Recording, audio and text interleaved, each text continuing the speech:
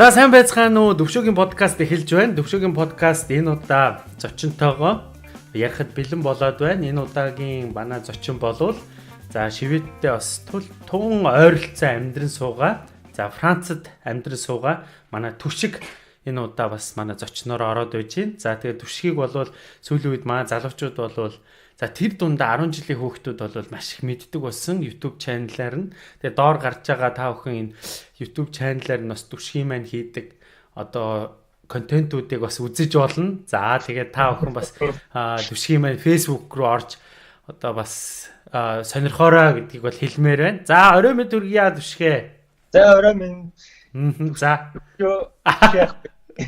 Подкаст хэлж байна. За Францаар сонин сайхан юу болж байна? Цаг агаар хэрвээ наагур ер нь уур амьсгал ямар байгаа талаар нэг товчхон мэдээлэл өгөөч.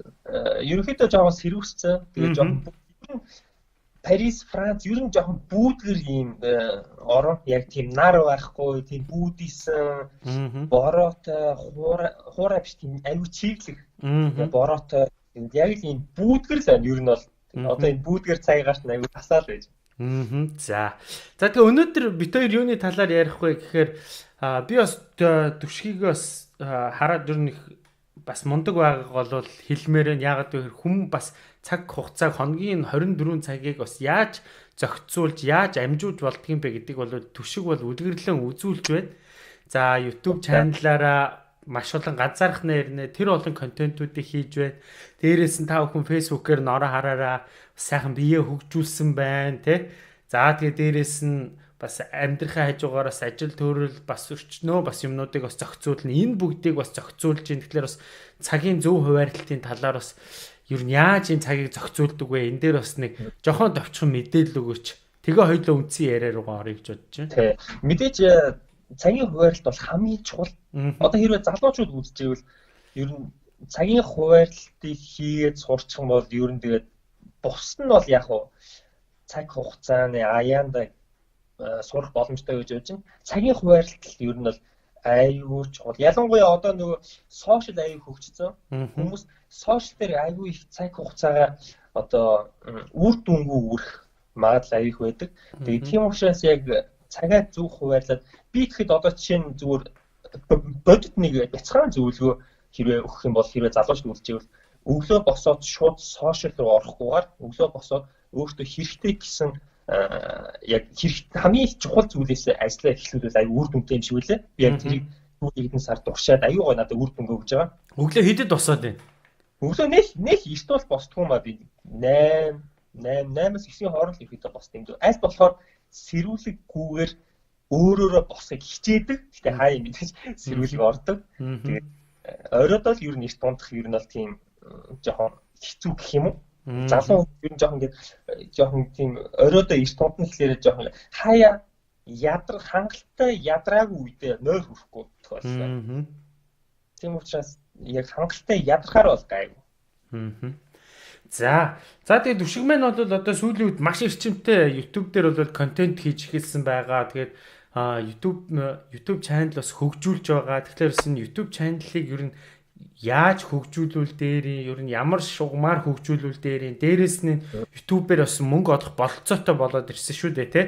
Тэгэхээр энэ тал дээр бас нэг жоохон мэдээлэл өгөөч. Чамаас бас бишгүүдээ залуучууд хүүхдүүд бас ингээ яаж те YouTube-ээр мөнгө олох уу яаж бас ингээ YouTube channel хөгжүүлэх үү гэж асуудаг үст те энэ талаар мэдээлэл өгөөч. Ер нь дүүн бас саяхан нэг хэд хоногийн өмнө яг энэ талаар бичлэг хийсэн. Тэгээд бол залуус бас айгүй илүү их мэдээлэл авах хүсэлтэй байгаа нь харагдчихжээ. Тэгээд яг одоо YouTube сууг эхлэх гэж байгаа ч юм уу те эхлэх талаар бодож байгаа залуус ерөнхийдөө нэг хамгийн чухал зөвлөгөө хэлэх юм бол үн цэнтэй контент хийх хэрэгтэй байх гэж бодож байна. За. Одоо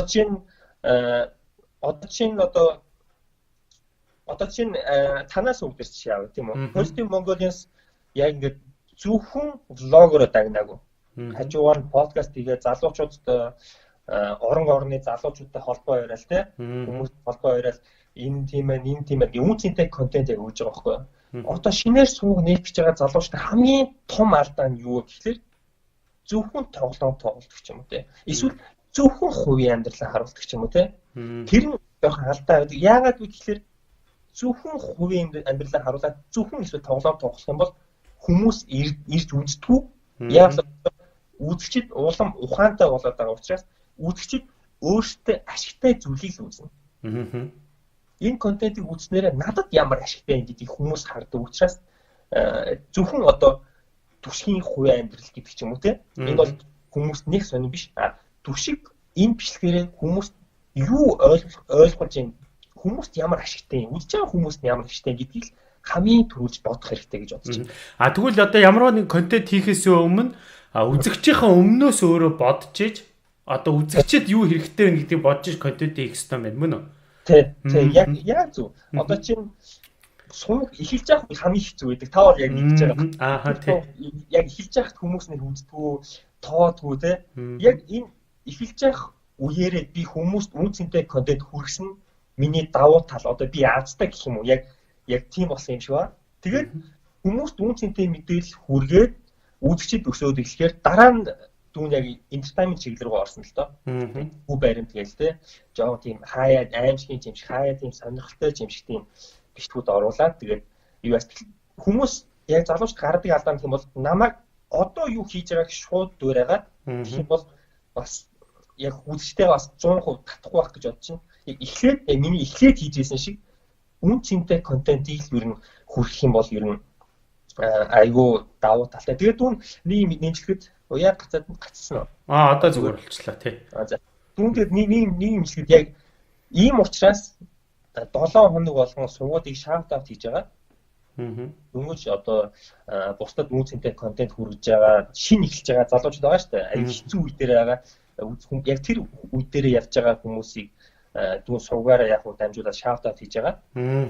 Залуучууд бас тодорхой хэмжээгээр тус олох гэж бодож байгаа. Зөв маш зөв байна.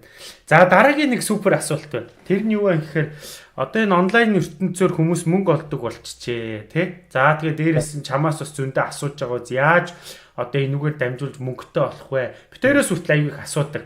Хоёр одоо өстө мөнгийг бол өстө онлайнаар өстө цүм хийж байгаа үстэй энэ гэл тий. Яг үнэндээ бас хэцүү юм байлээ мөнгө хийгээд байгаа мó эсвэл зарлага их гараад байгаа мó бүгд тий одоо энэ бүх тоног төхөөрөмжийг авна гэдэг чинь тий камернаас ахуулаад одоо энэ микрофоноос эхлээл ингээл тий за тэгэхээр чи яг энэ тал дээр зөвлөгөө өгөөч YouTube-ээс яаж мөнгө олж болох вэ? Юунаас эхлэх вэ? YouTube ер нь яаж энэ контент бүтээгчдэд мөнгө өгдөг юм бэ? Энэ талаар мэдээлэл өгөөч. YouTube бол өөрөө болохоор ерөөдөө хүн YouTube-ээр одоо YouTube-ээр мөнгө олоход ерөөдөө 3 арга байгаа. За. Эхнийх нь арга нь юу вэ гэхээр Google Ad-аар дамжуулж мөнгө олох. Тэр нь болохоор юу вэ гэхээр энгийнээр тайлбарлах юм бол бичлэгийн өмнө сурчлагаа гаргадаг тийм үү? Тэр сурчлагын тодорхой хувь нь бичлэг хийж байгаа одоо уран бүтээлч нартай олгодог гэсэн. Хувь нь YouTube өөрөө аваад 60% нь уран бүтээлч нарт өгдөг. Энэ болохоор яг хамгийн ихний хамгийн тогтмол орлого нь бол энэ ерөнхийдөө. Тэгээд монголчуудын хувьд яагаад за би өмнө арай өөр юм тайлбарлаа. Тэгээд энэ орлого нь болохоор хэр их сурчлага авч байгаагаас хамаарна. Тэр үнэтэй хэр олон компани сурчлага авч байгаагаас хамаарна. Тэгээд тэр нь болохоор CPM гэдэг юмнаас хамаардаг. За. Тэр нь болохоор юу вэ гэхээр 1000 үзэл дутамд оногдож байгаа сурчлагын одоо төлбөр орлого гэсэн. Энэ болохоор улс орон болгонд өөр байдаг байхгүй юу? Бидний асуудал нь юу вэ гэхээр Монголын CPM одоо миний YouTube сувг дэх юм одоо ерөнхийдөө Монголын CPM аягүй доор байдаг. Яагаад вэ гэхээр Монголын бизнесийн компаниуд YouTube сурчлагын үн цэнийг нарийн мэдэрч хэмжээг байгаа. Яг одоогийн байдлаар бол Монголын зөвхөн том компаниуд YouTube дээр сурчлагад байрлуулж байгаа байхгүй юу? Байрлуулж байгаа юу? Байрлуулж байгаа. Би бас эхэлсэн үү?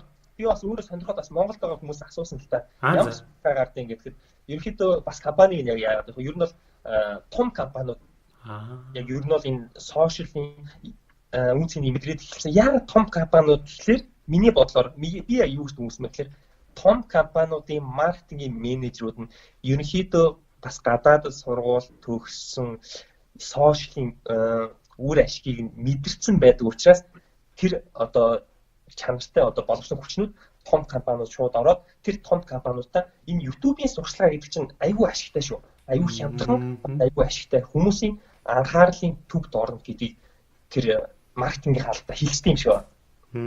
Тэгээд одоо яагаад вэ гэхээр зөвхөн том компаниуд энэ YouTube-ийн сурчлагын үр ашгийг мэдэрж байгаа. Яг үүндээ болохоор хувь хүн хүртэл өөрийнхөө одоо жижиг дунд бизнестэй байсан гэсэн өөрийнхөө бизнесийг сурчлах боломжтой. Бүгд нээлттэй байгаа. Тэгээ бүгд нээлттэй. Хүссэн хүн YouTube дээр өөрийнхөө компанийн сурчлагыг тавьуулж болно. А гэхдээ Монголын сурчлага одоо Франц, Шведэд гарахгүй. Яг Монголын сурчлага Монголдоо гарна. Тэгсэн мөртлөө одоо Америкаас миний бичлэгийг үзлээ гэж бодоход Америкийн CPM-аар тооцогдсон. Яагаад вэ гэхээр ханшин уу? Одоо нөгөө сурчлагынхын CPM мөнгө нь яг орлого нь яагаад вэ гэхээр Америкаас одоо миний бичлэгийг үзлээ гэж бодоход тэнд нь Америк сурчлага гарч ирж байгаа. Америк компани сурчлага гарч ирж байгаа. Тэгэхээр яг Америкийн тэр нөгөө юугаараа тооцогдож байгаа гэсэн үг байна. Тэгэхээр одоо яг хамгийн өндөр CPM төлдөг орон одоо хаана вэ? Америк болж хувирж байна уу? Би харсан чи юу вэ? Америк 3-4-т байсан, Канада айгуу дээгүүр явд юм билээ. За. Канада айгуу дээгүүр байгаа. Европын орнуудаас Нидерланд айгуу дээгүүр байлээ. Герман айгуу байлээ. Швед бас дайггүй байлээ. Тэгээд Монгол Азиас гэх юм бол Солонгос айгуу дээгүүр байлээ. Тэгээд Монгол ер нь хамгийн доогуур байлаа. Гэхдээ Монголын CPM би хувьдаа бол явандаа өсчих байх гэж бодож байгаа. Тэгин. Тэгээ одоо яг Монголд яг идэвхтэй үе дээр бол арай тууз ирээг байгаа шүү дээ. Өөрөөр мэдээж өсөлт нь бол аюул хурдан явж байгаа. Тэгээд ирэхээр эрэлт нэмэгдээд компаниуд хэрвээ үр ашиг яваачих юм бол телевизээр заацагдах. Одоо ер нь яг эхнээс нь нэг юм хэлэх юм бол хуучин ах нөгөө радиогоос хүмүүс телевиз рүү шилжсэн шүү дээ. Одоо яг тэр түүхэнд давтамж татаад байгаа байхгүй юу? Одоо хүмүүс радиогоос телевиз рүү шилжсэн шиг одоо телевизээс утас руу шилжиж байна. Гадаа гараад автобусны буудлын дээр ч юм уу те эсвэл зүгээр метрон дотор олон нийтийн газар харахаар 10 хүний 7 нуцсан дээр байдаг. Тэр 7-ийнх нь 4-5 нь яг сошиал дээр байдаг цэвэр. Facebook, Instagram, YouTube одоо энэ хитгэн том юу байгаа шүү дээ. Платформуд. Тийм учраас энэ гадаадын байгууллагууд юу хараад байна харсан бэ гэхээр хүмүүсийн анхаарал утсан дээр байгаа маа. Сошиал дээр байгаа маа. Тэгвэл хүмүүсийн анхаарлын төвд өөрийнхөө компанийнхаа реклам сурчлагыг тавих юм бол илүү үр дүнтэй юм байна. Бас илүү хямдхан юм байна гэдгийг мэдэрсэн байгаа учраас одоо гадаадын компаниуд сошиал руу ингээд явдаг баг. Одоо дүүн хөвдөө ярих юм бол дүүн телевиз үзээгүй 2 жил болж байна. Яг үзээгүй 2 жил болж байна. Яг хөл бөмбөгийн дэлхийн авраг гэж үзчихсэн. Тэр бол ерөөс телевизээр бол үзэж байгаа. Тань яг ийм болчоо тий. Тийм яг л тийм болчиход байгаа байна. Тэгэхээр энэ бол миний хувьд зүгээр цаг хугацааны л асуудал гэж бодож байна. Монголын CPM өсөх энэ бол цаг хугацааны л асуудал.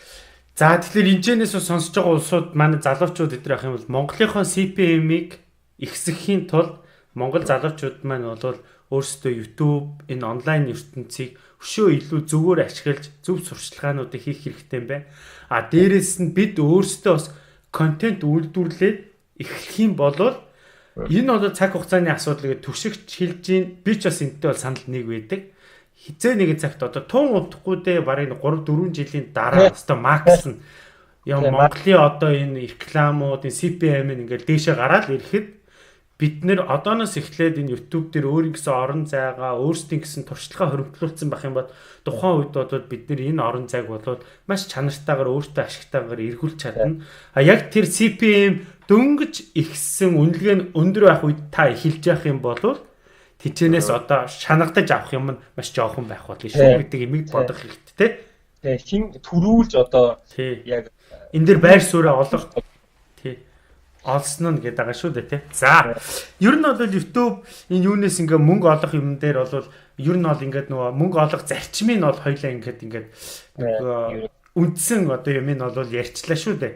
За одоо эргээд нөгөө контент бэлдэх одоо хамгийн чухал одоо ойлгоцсон юм чинь одоо манай хэд бол залуучууд эдгээр бол одоо ингээ за би ер нь бол ирээдүйд бэлдэж одоо контент ч юм уу эсвэл өөрийн гэсэн яг юм YouTube channel хуудастай болох хэрэгтэй байна. Одоо энэ Facebook ч гэсэн бас яг YouTube-тай адилхан одоо мөнгө өгдөг болж эхлэх гэж штэ тий. Ер нь бол жоохон сайн нөгөө хурлаас бол жоохон чангарсан болохоос биш ер нь бол ингээд бэлтгэдэл яваад ирсэн штэ. Зарим орнуудад бол өгөөд эхэлсэн байна. За тэгэхээр одоо эргээгээд бүгд юм за сугтаа олчлоо. Түрүүн хоёлоо халтхан ярьсан шүү дээ. Энэ дэр контент бэлтгэхдээ нэг зүйлийг анхаараарай гэсэн хүнд хэрэгтэй зүйлийг хийх хэрэгтэй юм байна тий. Өөр юун дээр энэ хүүхдүүд энэ улсууд маань би хүртэл одоо анхаарах хэрэгтэй вэ? Чиний ажил судалснаа. Одоо жишээ нь яг хүний одоо эхэлж байгаа залуучууд бол яг хүний сэтгэл зүйг аягүй судлах хэрэгтэй юм шиг байна. Дүүн аягүй их нөгөө сэтгэл зүйн ном аягүй уншдаг байхгүй юу? Зөв. Тэгээд би өмнө болохоор сэтгэл зүй бол нэг тэгж гүнзгийрүүл судлах шаардлага байхгүй гэж боддог байсан.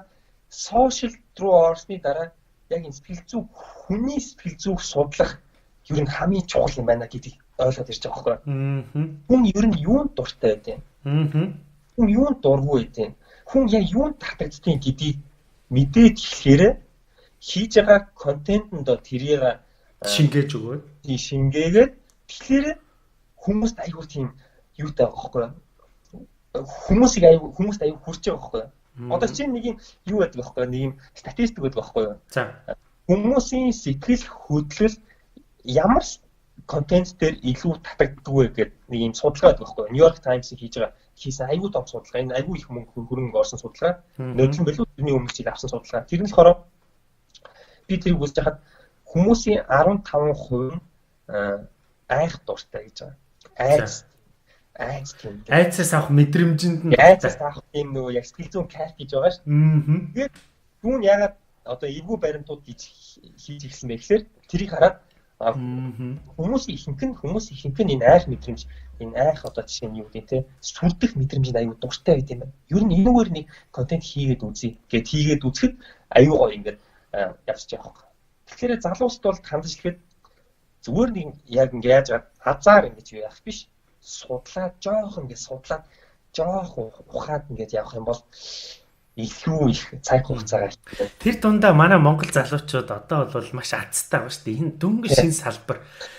Юу ч хийхэд чи бол анхдагч болоод тий ингээл ерөөсөө хүмүүс чамайг сонирхоод ирэх. Хэрвээ чи Шведэд магадгүй Францад чи яг ютуберээр одоо ингээд эхлэх юм бол чи бүр маш их юмыг судалж ээж, маш их хөдөлмөрлж ээж маш өрсөлдөгчнөр даах шаардлага гарч байгаа байхгүй.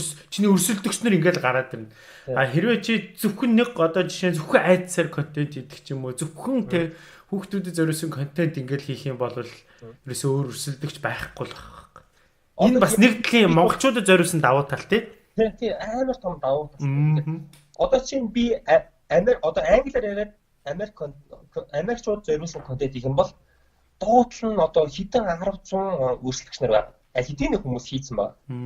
Одоо тэгэхээр би зүгээр хэдэн санаа өгье л да тийм үү. Одоо яг харж байгаа залууч яг бодтой би бүр хэдэн яг гой санаа өгье.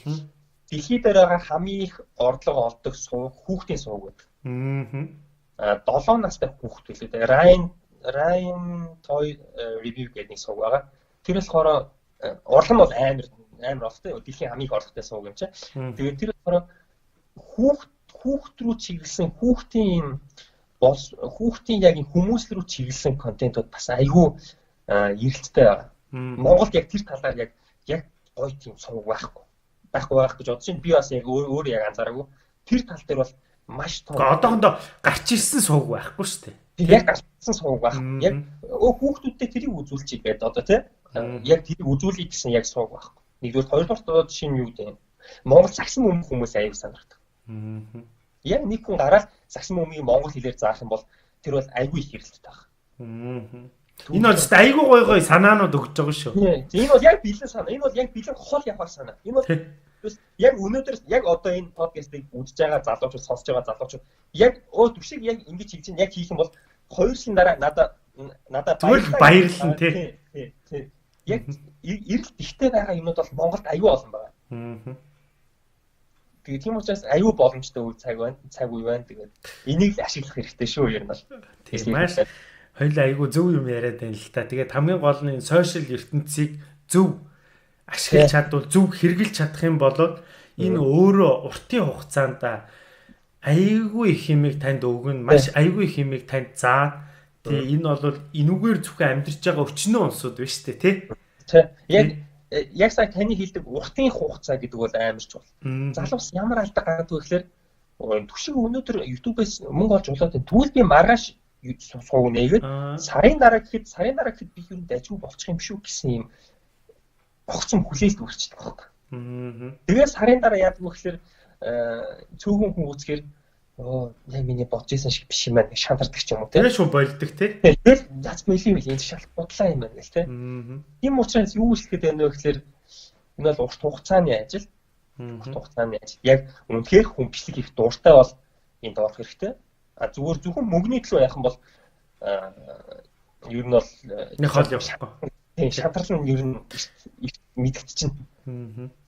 Би одоо чинь юу би мөнгө олдгүй байсан гэсэн би бичлэг хийж л байгаа. Одоо би хэрэг YouTube-аас ганц төгрөг олоогүй байснаас миний би одоо бичлэгээ өргөжлүүлж л байгаа. Яг бичлэг хийх дуртай, өөрөө хоббитэй. Гэхдээ бас зөвхөн бичлэг хийдэг энэ видео сонирхолтой улсууд л энийг хийдэг шүү гэсэн ойлголтод бити хүрээрээ тий. Тий. Яг зөвхөн бичлэг сонирхолтой биш. Яг одоо чинь юу гэдэг сагс тоглох дуртай хүн байж болно. Тий шүү дээ. Сагс тоглох дуртай хүн бичлэгэнд оргууч гэсэн сагсаар зааж нэг чинь өөртөө аз жаргалтай юм хийж гэсэн. Тий шүү дээ. Хоолны сууг тий. Хоол их дуртай хүмүүс зөндөө байж тий. Яг дуртай зүйлийг хийнгээрээ хүмүүст одоо ингэж өөртөө ашигтайгаар бас хүмүүст үн цэнтэй мэдээлэл хүргээд бас ингэж яаж болох вэ шүү дээ. Энэ бол аюу гоё том яг скил зүй талаас аюу гоё аз жаргалтай байхгүй тий. Одоо тэгэл ингээд манайхны ингээд Монголд байгаа монголчуудыг эдгээр ингээд харахаар энэ сошиал ертөнцийг ерөөсөө нэг 0.3% нь ч очиж одоо ашиглаж чадахгүй байгаа юм шиг харагдаад байгаа. Жишээ нь юун дээр илэрч ийм гэхээр Facebook гээд энэ сайхан бололцоотой байх чи энийг зүгээр нэг лайв хийгээд нэг пүүз зарах ч юм уу тий зүгээр нэг азт нь тодруулах ч юм уу яг иймэрхүү байдлаар л энийг ашиглаж ивэл нэр үнэхээр харамсалтай байгаа байхгүй. Тэгэхээр энэ хандлагыг энэ өөрчлөлтийг гаргаж Facebook-ийг чинь бас ингэж ашиглаж болох юм уу YouTube-ийг чинь бас ингэж ашиглаж болох юм байна. Яг л нөгөө чиний түрүүний хэлдэг яг өнөөдрийнхөө мөнгийг л бодоод байгаа байхгүй. Тэгтэл уртын хугацаанд эн чинь чамааг бүр ингээд магадгүй тэжээх юм гараад ирнэ шүү. Энүүгээр зөвхөн амьдраад энүүгээр өчнөө олон ингээ хүмүүсийг тэжээгээ явж байгаа цаач зөндөө олон лагууд биш үү мастерууд байгаа шүү тий. Амар хүмүүс байгаа. Тий. Одоо миний түрүүний хийсэн хүүхдийн сууг гэдгсэн шүү дээ. 5-6 настай хүүхэд Ryan гэдэг хүүхэд сард 1-2 сая доллар болдог. Зөвхөн бичлэгнийх нь орлого шүү. Зөвхөн бичлэгнийх нь орлого. Тэр спонсор тоглоом мохгүй зөвхөн бичлэг үүсгэн тэр нөө зөвхөн YouTube-ээс орж ирсэн орлого шүү дээ. Зөвхөн YouTube-ийн сурчлагаас орж ирсэн орлого. Дараа нь спонсорын орлого байгаа тий. Өөр зөндөө орлогууд байгаа. Бүтээгдэхүүн байршуулж байгаа тий. Улаан бүтээгдэхүүн байгаа. Гэхдээ бас шууд саяар нь бодох юу байхгүй тий. Монгол яг асаа харах юм бол Монголын хүн ам өсөж байгаа. Монголын интернет хэрэглэгчдийн тоо бас хурцтай өсөж байгаа. Тэгэхээр хүн хүссэн хүсээгүй дэлхийн чиг хандлагад байгаа интернет ашиглана, сошиал ашиглана. Энэ бол зүгээр л цаг хугацааны л асуудал болчиход байна. Яг 99% ерөнхийдөө 99.9% ерөнхийдөө ингээд батлагдсан. Ер нь бол сошиал анхаарна, байгууллагууд анхаарна, хүмүүс анхаарна. Тэрэнд л яг тухайн үед яг идэвхтэй үе болоод ирэхэд энэ YouTube контент үйлдвэрлэгч нар бэлэн л байх хэрэгтэй байхгүй тий. Тийм яг тий. За ингээд манай төвшиг болол маш зөв санаануудыг та бүхэнд хэлсэн. Эцэнээс бол мундаг залуучууд шүүрэл авах байх гэж бодож байна. Би үргэлж бас ингээд бодоол даач сакс макс тиймэрхүү юм нөгөө чадахгүй учраас тэгээд болохгүй ах л да. Тий хэрвээ чаддаг байсан бол бас л ингээд тэгээд бас дээрээс нь хамгийн чухал юм нь бол энэ нөгөө YouTube дээр контент хийхээсээ илүүтэйгээр хамгийн чухал юм хамгийн түрүү нөгөө ярианы ихэнд хийсэн цаг зарцуулалт гэдэг байгаа тий. Тэгэхээр хэдий хоногт 24 цаг байгаа. Хэдийд нь энэ бүх юмаа хийх үү, хэдийд нь ажлаа хажуугаар нэх үү. Хэрвээ энийг зөвхөн ажлаа болгож зориулж байгаа бол яг хэдэн цагийг амьдралынхаа хэдэн цагийг энд зориулах уу, хэдэн цагийг унтаж өнгөрүүлэх, хэдэн цагийг өөртөө одоо хувийнхаа хөгжилдөө зарцуулах уу гэх мэтчлэн ингээд маш их асуудлууд төлөвлөх юмнууд гарч ирнэ тий. Тэгээд энэ дээр нэмээд юм хэлэхэд таны түрүүний хэлсэн дээр нэмэлт ер нь бол YouTube-ийн сувгийн хөгжилд бол 7 хоногт нэг бичлэг бол дайггүй ер нь бол сууг ерөөдөө юу яадгүй өсөлт тогтмол өсөлтөд хадгалж явдаг. Тийм учраас одоо хүмүүст юу гэж хэлэх гээд байна вэ гэхээр мэдээж завгүй хүмүүс байгаа. Ажилтай хүмүүс байгаа, хичээлтэй хүмүүс байгаа, олон хүүхдтэй хүмүүс байгаа тийм. Энэ хүмүүст хандаж хэлэхэд эхлээд шууд одоо 24 цаг яг ингэж анхаарал хандуулахгүйгээр ихаа хажуугаар дуртай юмараа дуртай сэдвэрээ бичлэг хийгээд 7 хоногт ерөөдөө нэг бичлэг тавиад хахад ерөөдөө урт хугацаанд бол тэр ингээд яг тогтмол өсөлтөд бол хадгалаад жилийн дараа ч юм уу гэхэд бол өөрхөн болчихно. Учраас 7 хоногт нэг бичлэг байхад бол ер нь бол хангалттай дөө ер нь бол яг хажуугаар нь ингэж ажлын хажуугаар хийж байгаа төгс хичээл хажуугаар хийж байгаа төгс. Энэ YouTube-ийн чинь нөгөө хүмүүс ингээд бас зарим усуд асуугаад идсэн subscribe дарах эдрийг гэдэг гэл дараач гэл гугаалах юм. Дарталт нь нөгөө хонхыг дарахаарч яадгийн эдрийг энэ юу яг ямар учиртай эдрийг л тэгээд тэд нар чинь гоё яг мэдээлэл өгөөч. Одоо хүмүүс нэг буруу ойлголт байдаг л да. Тэр нь болохоор юу гэхээр subscribe их даарснараа нөгөө хүн мөнгө их олдог гэсэн ойлголт байдаг. Тэр бол ерөөсөө тийм биш. Ерөнхийдөө subscribe гэдэг маань тогтмол одоо захиалж байгаа. Одоо захиалах гэсэн үг шүү дээ яг монголоор. Яг дараагийн бичлэгийн захиалж байгаа хүн гэсэн. Тэгээд яг хүмүүс болохоор яг subscribe даруулах бай тээ. Яг subscribe даруулах бай гэхэд зарим хүмүүс амжилтжүүлэх байхгүй. Дөнгөж бичлэг ихлээл за та нар subscribe дараарай гэж голноос subscribe дараарай гэж нийтлэлээр 2 3 удаа хэлсэн. Тэгээд хүмүүс ингээд яадаг одоо жишээ нь ингээд залхацдаг гэх юм одоо тий. Ямар ядаргаатай юм гээл тий. Тэгэхээр залуучууд юу гэж хэлэх вэ гэхээр subscribe дараарай гэж хэлэх хэрэгтэй.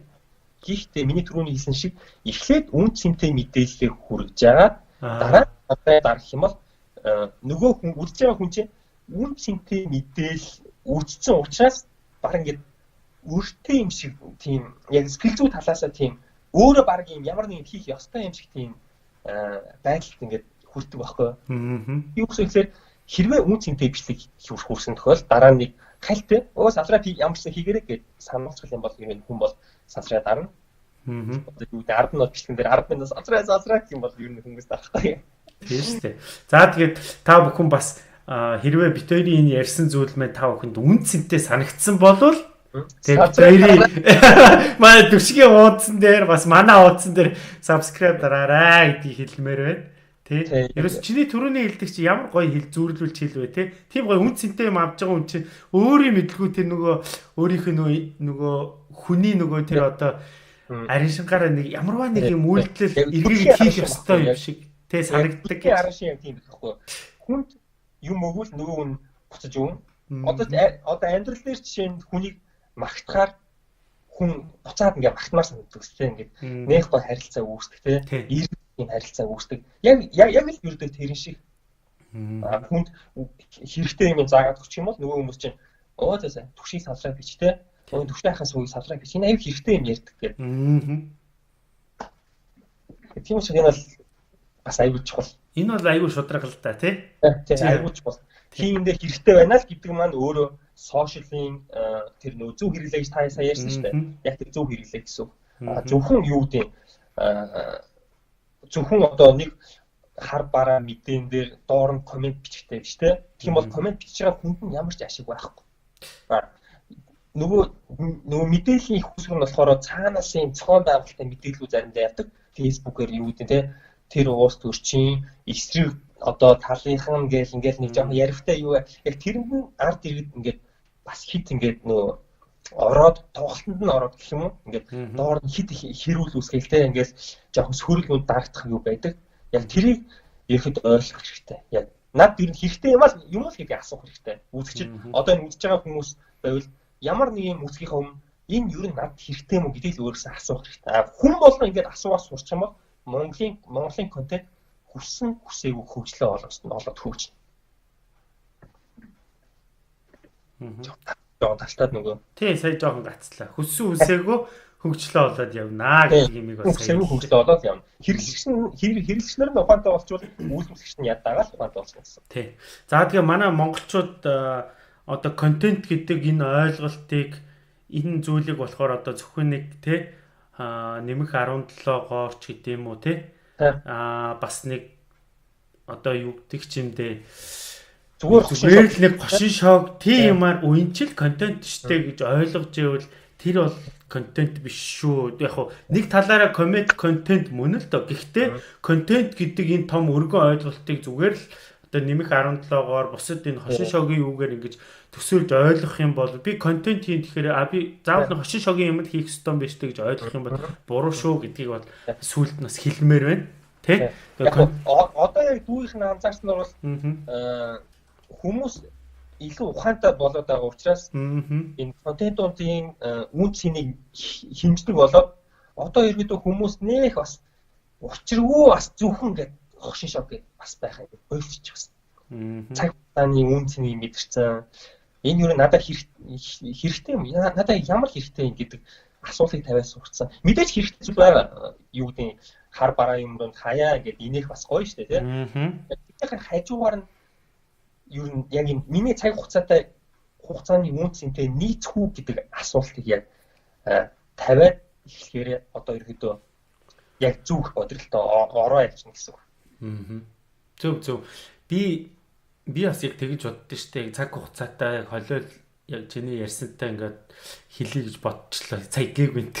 Тэр нь юу гэхээр хүн ерөөсөө яг ингээд завгүй ингээ өөртөө ингээд маш их ачаадлыг өгөөд ирэхээрээ яг чиний над нөгөө түрүүний хүсэж байгаа юм чинь энэ надад хэрэгтэй юу?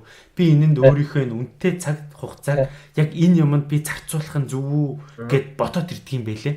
Түүнээс яг саяхнаас наадах чинь бүр айгүй бүр амар хүс яг өмнө нь бол яг хаа ингээд зүгээр одоо хэдэн жилийн өмнө дүүн ингээл гадуур ингээл паб суугаал те пив шимээл эсвэл шоудол те зүгээр л цаг хугацааг үүрэх тийм юутай бас. Тэгээд яг энд ирээд Францд ирээд одитон болоод ирэхээр ямар цаггүй болчихно.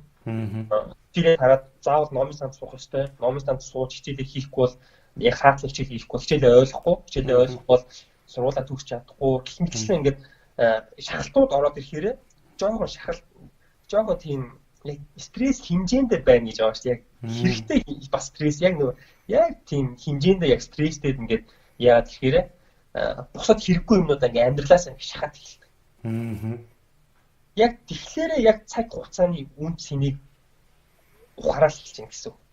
Монгол залуучууд юу миний хамгийн том хэлгээд байгаа юм юу гэхээр Монгол залуучууд цаг хугацааны үн цэнийг ойлгоод ихсэн цагт Монгол контент хүсээгүй хөгж байна. Хүмүүс үн цэнтэй хүргэж байгаа одоо контентуудыг хүмүүс олж үзээд тэгээд тэр яг хин хиндээ ашигтай энэ процесс яг явагдчихна гэсэн.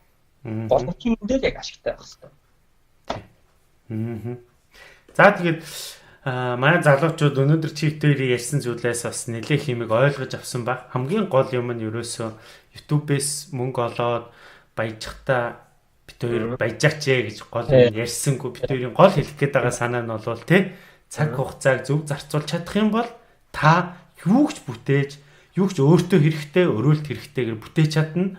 Энэ бүтээж чадах зүйлд чинь YouTube бас тий ингэж тусалж болох юм шүү.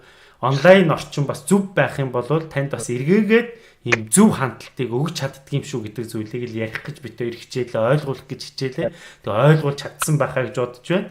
Тэгээд та бүхэн бас бид хоёрын ярьснаас өшөө илүү зүйлийг за манай бас Түшиг гэдэг залууг ер нь юу хичээлийнхаа хажуугаар юу хийдгийг сонирхохыг хүсэх юм бол YouTube хуудасаар нь зочлоод Facebook-ээр нь зочлоод үзээрэй. Ямар их хөдөлмөрч, ямар гоё биедээ арчаатай болохыг харж би бас Түшгийнхаа Facebook руу ороод бүр ямар гоё бие хөгжүүлээ. Би ингэж чадахгүй байгаад байгаа байхгүй юу?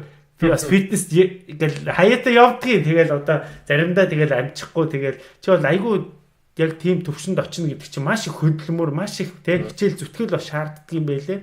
Тэгээ бас баяр хүргээ амжилттай явж байна. Тэгээ энэ ирчээ бити алдаараа чамайг бас олон залуучууд бас одоо сүүлийн үед маш их дагдаг болсон. Олон залуучууд бас үлгэр дуурайл авч байгаа. Тэгээ энэ бол дөнгөж эхлэл шүү Түшгээ. Тэгэхээр энийг битгий ингээ буруу хазаагаад ингэчлээгээ яваараа. Өшөө илүү энэ залуучуудад гоё юм хийгээ өшөө итгэвчүүлж өгөөрэй. Амжилт хүсье. За баярлалаа. Танд ч гэсэн амжилт хүсье, та хоёрт ч амжилт хүсье. Монголынхаа үлгэр жишээ хоёрын тэр хурмын бичлэгийг үзээд миний аюул би ер нь багтаа юу сэтгэл хөдлөхгүй байхгүй юу. Яг тэрийг үзээд аюу гоё мэдээж авсан. За яг би тэр контентыг яг үнцнийг яг мэдэрсэн. Тэгээд надад аюу гоё санагд би танд яг хэлнэ гэж бодож байсан. Яг одоо яг баярлалаа. Тэгээд бас хүмүүс хүртэл бас ингэж ойлгуулж чадсан болвол тэг болсон байна. Олон ирээдүйн залуу гэр бүлүүдэд эргээр нөлөөлөх байхаа гэж бодож байна. Би яг тэр контентыг бол яг тухайн үедээ би яг тэгж бодож байсан.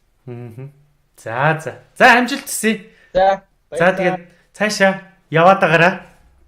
За баяр та. За баяр та.